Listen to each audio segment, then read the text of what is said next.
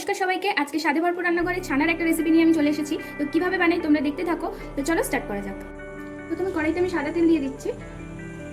2 table চামচ মতো আমি সাদা তেল অ্যাড করলাম। তেলটা গরম হয়ে গেছে খুব ভালো করে। এর মধ্যে আমি এবার কাঁচা লঙ্কা কুচি দিয়ে দেবো আর পেঁয়াজ কুচি দিয়ে দেবো। এবার এর মধ্যে পেঁয়াজগুলো ভাজা হয়ে গেছে, ক্যাপসিকামগুলোকে আমি দিয়ে একটু ভেজে নেবো।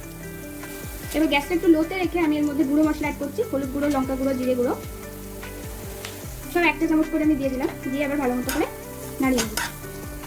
মশলাটার মধ্যে আমি এবার টমেটো কুচিগুলো অ্যাড করে দেবো। মশলাগুলো ভালো মতো কষিয়ে নিতে হবে। দেখো কত কালারফুল লাগছে দেখতে। একটু জল দিয়ে আমি ভালো করে মশলাটাকে কষিয়ে নেব। আর টমেটো আর ক্যাপসিকামটাও সেদ্ধ হয়ে যাবে তার মধ্যে। মশলাটা ভালো করে কষানো হয়ে গেছে। এরপরে আমি ছানাটাকে দিয়ে দেব।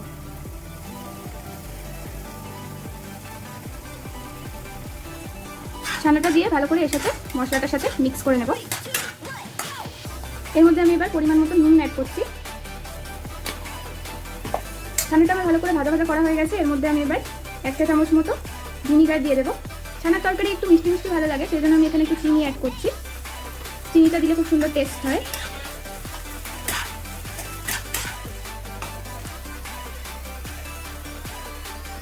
একটু চিলি সস অ্যাড করছি 1 চামচ মতো।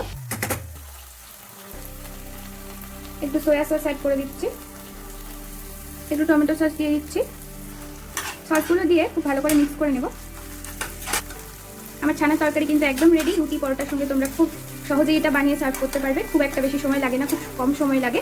তো চলো ঝটপট বানিয়ে ফেলো।